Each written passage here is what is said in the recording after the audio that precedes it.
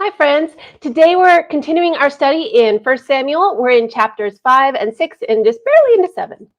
Hi, friends. I'm Miss Nancy Ruth. And I'm Mr. Roger. We want to see kids living for Jesus.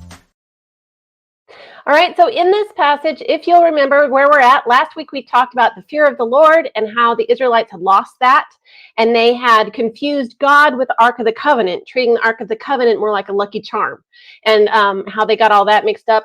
Not only that, but they were in a battle with the Philistines at Ebenezer, and Philistines won. And not only did the Philistines wipe the ground with the Israelites, but they also stole the Ark of the Covenant, which the Israelites had brought into battle, and they'd killed Hophni and Phinehas in that battle. They died on the same day, and Eli the high priest died when he heard the news. He was so shocked he fell out of his chair and he died. Okay, so then we know that the Philistines took the Ark of the Covenant into the land of Philistia to the town of Ashdod, and that's where we pick up our story today. So they took the ark, and they knew it had to do with the gods of Israel, plural, because they didn't understand who God really was. So they thought it was more than one God. But they brought it into this temple of their god, Dagon. And you'll have to let me know how I pronounce it down in the comments, because every time I think about it, I pronounce it differently. But there's lots of ways to pronounce this name. There's Dagon, Dagon, Dagon. That's all the same person. The Philistines lived on the coast, and this was a god that they worshipped for the sea and things like that. So they brought, the other thing with the temple of Dagon, Samson destroyed one of these temples. In fact, the biggest one he destroyed in Gaza, but that's not the same one we're talking about now. But they took the Ark of the Covenant and they put it there in the temple of Dagon, and that's where it was. Okay, so then they all go to bed, and the next morning they wake up. Surprise! The statue of Dagon had fallen face down in front of the Ark of the Covenant, and nobody had put it there. They don't know how it happened. So they scratched their heads and said, "Oh, well, I don't know what happened," but they just set it back up again. And then the next day they woke up. Not only had the statue fallen again face down in front of the Ark of the Covenant, but the head had broken off the statue, as well as the arms had broken off the statue, and all that was left was the torso. So not only did it fall down in front of the Ark of the Lord, but it was destroyed. This is really cool, and this was a big deal, and the people saw that it was a big deal. They saw that the Lord God, the God who the Israelites worshipped, was much greater than their god, Dagon.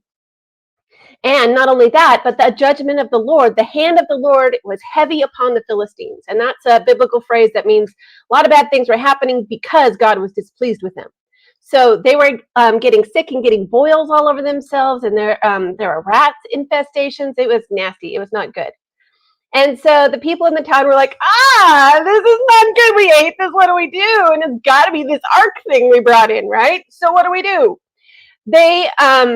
They said, we got to get rid of this ark because the God of the Israelites, like I said, they didn't understand, so they thought it was plural. The gods of the Israelites are beating up our God, Dagon, and they're beating up us. This God is just too much for us. We got to get rid of this ark. So they had a town council, and they said, okay, what are we going to do? And they decided to send it down to a different city. Let's just give it to somebody else. So they sent it down to Gath. And when it got to Gath, surprise, same things happened. The people broke out in boils and there were rats and all these things, and the people said, we got to get rid of this. So they sent it to another city. They sent it to Ekron. When the ark gets to Ekron, they've heard what's going on. They're like, oh, this is bad. This is just bad. We don't want anything to do with this. We don't want all that stuff here. No. So they call the leaders of the whole Philistine nation together and said, "What? We got to do something about this. We cannot have this. We got to do something. We got to get it back. We got to get it out of Philistia because this is bad news." And so they said, "There's too much death happening, and we just this God has got to show us mercy." And they cried out to God Almighty, the God of the Israelites, and they said, "God, forgive us. Oh, have mercy on us. Oh, we didn't mean anything. Just take all this away." And I want to hit a time out here. If you've been following with us, you'll remember we've been seeing how the Israelites had lost that fear of the Lord. They'd lost that understanding and that realization of how powerful and who God really is. I find it very interesting that the Philistines had the Ark of the Covenant for 7 months, just 7 months.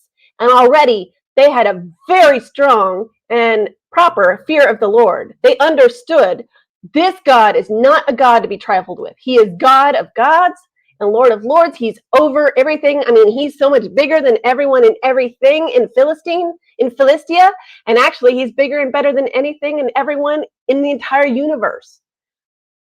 It took them 7 months to figure this out. They understood that fear of the Lord. And listen and see if the Israelites figured it out when at the end of the story. Okay, back to the story. All right. So they said, we got to get rid of this ark, but we can't just send it off and, in disgrace, like, just get out of here. We got to show respect because this God obviously demands respect. So how are we going to do it in a respectful way? So they called the priests of Dagon and they said, okay, look, you're the priests. You're the ones that work with the gods and things. So what do we do? Because we got to get rid of this and we got to figure out how to appease this God and stop having the deaths and the rats and things.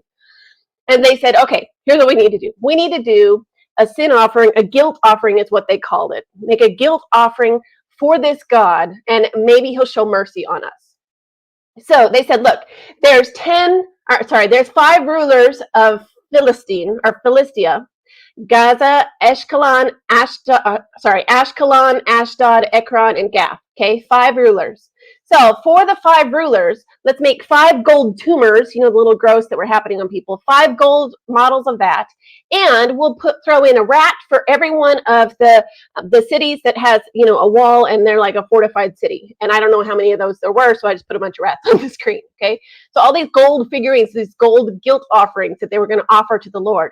And the priest reminded the people, remember what this God did in Egypt, okay? This is what the Israelites had forgotten, and the Philistines hadn't forgotten this. This is important. Remember what this God did in Egypt? He showed all kinds of judgment with plagues and all kinds of things, locusts and there were sores there too, and there were, oh my goodness, so many things. And the the Egyptians hardened their heart and didn't come before this God with respect. We can't do that. We can't be wiped out like they were in the Red Sea with the death and the destruction and the people getting away. We can't have that here in Philistia. Can you just hear all the panic in their thoughts and in their voices? Sorry, it's funny because the end of the story. But so here's what they did. They said, okay, look, let's make a brand new cart, and I'm sure they decorated it. I don't know exactly what it looked like. Here's a cart I found just on a picture. Okay. And they said, we'll get 2 cows, not just any cows. We'll get 2 cows that have babies, that have calves with them that they haven't weaned yet, and that have never been on a yoke to pull a cart before. Okay. So that's 2 strikes against them. Every instinct in these cows is going to be to turn back to their calves and shake off this cart thing and break it maybe even, and get back to their calf. Every instinct in the cow is going to be to come back to the stable to the calf. Understand what they're doing here? They're kind of rigging the game so that they can really tell if it's the God's hand on this or not. Okay, so then they're going to hook up these cows that just want to get back to their calves into this cart and see what happens. And they said, and then watch and see. They put the Ark of the Covenant in there, and they put the gold tumors and the gold mice or rats in there, and they sent the cart off. And they said, let's just see what happens. And if it goes to back to Israel, then we will know that God is in this, and the Lord, the God of Israel, is the one that's brought all this calamity on us, and maybe he'll forgive us. And if they go back to their stables like we think they will, we'll know it's just a chance, and this is nothing to do with the God of the Israelites. What do you think happened? I'll give you a few seconds, write it down in the comments. What do you think happened? I know that the Philistines were on the edges of their seats, like, oh, what's going to happen? There might have even been taking bets. I don't know, but that's not a good thing. But I'm sure that they were looking and waiting and seeing, oh, okay, what's going to happen? What's going to happen? Where's it going to go? The cows and the cart went directly to Beth Shemesh. They didn't turn from side to side. They didn't stop to graze. They just went straight there. God couldn't have been more clear that he was behind these things.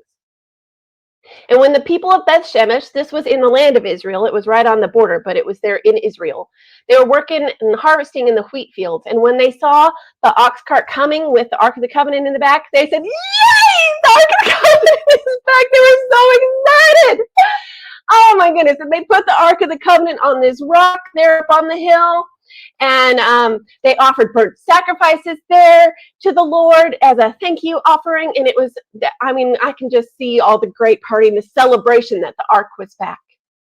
And the Philistine rulers had followed and waited to see what would happen. And when they saw the Israelites making the sacrifices and the fact that it went right there, they went back and they were like, okay, good. It's out of our hands. We're good. And hopefully God will show us mercy. And apparently God did. It doesn't explain in the text, but apparently that's when that stopped. Okay, so that was good. But then the Israelites had to go and mess it up. See, when the Ark of the Covenant was made, God said specifically, do not look inside this Ark of the Covenant. And he asked Moses to put some special things in there, and we'll do a different video about what all was in that Ark of the Covenant. But he said, you don't open this because this is holy to the Lord. And it was kept in the Holy of Holies, as we learned before, where only the high priest could go and only once a year. Well, the Israelites didn't respect that. And some men looked inside the Ark of the Covenant, which means they touched it with their bare hands, without any of the special sin offerings and guilt offerings and things that had to happen for the high priest to even go near it. And God killed them. And it's kind of hard to tell if it's 70 people that died or 50,000 70 people that died. But regardless, a lot of people died because they didn't obey this and they didn't respect and fear the Lord and respect what he told them to do.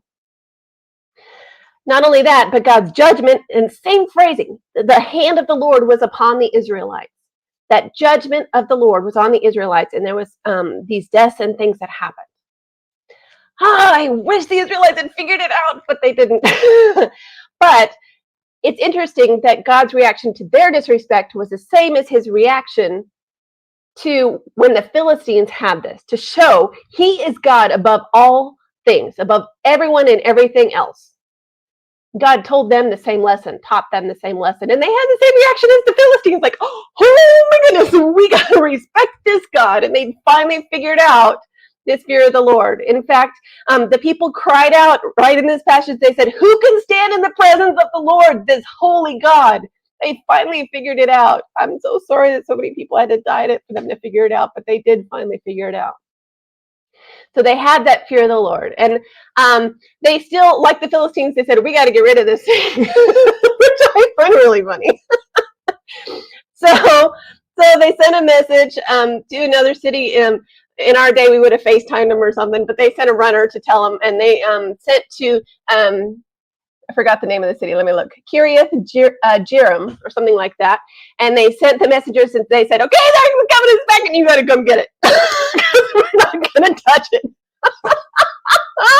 I love that. I think that's great. That's good, though. They had that respect of the Lord. So they did. They went and they brought it to this guy's house. The guy's name was Abinadab. They brought it to his house, and it was up on a hill. And they appointed his son, Eleazar, as security. He was the guard to guard that Ark of the Covenant. Okay, so I want to make sure you caught a few things in this. All right, there's a few things that apply to us, too. This isn't just some old, dusty history. This happened to real people, and they learned some real lessons the hard way. And it's always better if you can learn from somebody else's hard lessons rather than have to go through it yourself. So let's see what we can see here. All right, I want you to notice this is an example, one of many examples in the Old Testament, that God is not just a God of the Israelites. He's the God of everyone and everything. It says in Isaiah 45:23, this is God speaking.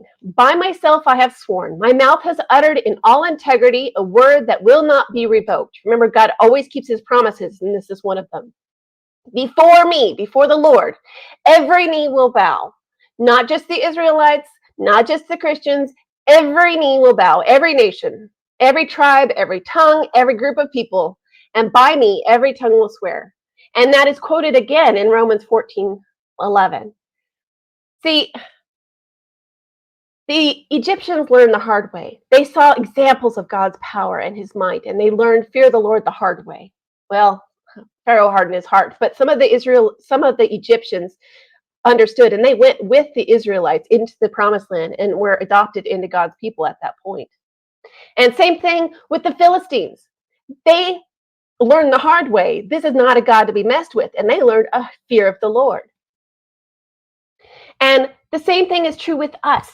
That is why we are called to go and tell people about this God, the Lord God Almighty, the Holy God, and salvation through Jesus Christ. That's why. So that, we, like we talked about in the fear of the Lord, we're all going to face that judgment one day. And the only hope we have is through Jesus Christ. But if we repent of our sins before this holy and perfect God, we acknowledge before him, I am not perfect. I have messed up. And I know that. Please forgive me. Have mercy on me. Like the Philistines prayed, have mercy on me. And not only that, we believe in God's provision through Jesus Christ, that he died on the cross to take our punishment for sin and came back to life again, so that all those who trust and believe in him will be saved, and we do not have to be afraid of God. We still acknowledge his greatness and his power and his holiness and his just bigness. I don't know what words to say. But we no longer have to be afraid to approach him because of the forgiveness we have in Jesus Christ. And it doesn't matter if what tribe we're a part of or what group of people we associate ourselves with. It doesn't matter. This is not a God of any one individual people group. This is the God of everyone, everywhere. He is above all things and all people. And God is the one who looks in the heart. It doesn't matter what you look like on the outside. What matters is in your heart. Have you truly humbled yourself before God? Acknowledged your sinfulness before his holiness, and trusted and believed in Jesus as your Lord and Savior, the forgiveness that you can have because God promised it in Jesus Christ. That is how we can be saved, and that is how we are adopted into God's chosen people. It doesn't matter where you were born, you get to be adopted and become a son and a daughter of the Lord God Almighty. It's pretty amazing. And this is fleshed out even further here in Galatians. It says, so in Christ Jesus, you are all children of God through faith. There's neither Jew nor Gentile. Gentile just means not a Jew. Neither slave nor free. There's neither male nor female. For you are all one in Christ Jesus. If you belong to Christ, then you are Abraham's seed. That means part of his family. And heirs according to the promise. So all the promises God made for his children, you are an heir of that if you believe in Jesus because you've been adopted into his family. Is that something you've ever done? If not, will you take a moment and pray right now? And if you have made that decision, will you acknowledge the holiness of God and your sinfulness before him and confess afresh and get into that right relationship with him? Because we all have a tendency to drift. Just take a moment and pray right now. We love you, Lord Jesus. Thank you, Lord God Almighty. Amen. Don't forget to subscribe. We post memory verses in 4 translations, key passages, answers to Bible questions, and more. Check out our store and freebies at parentroadmin.com. We love you, friends. See you next time.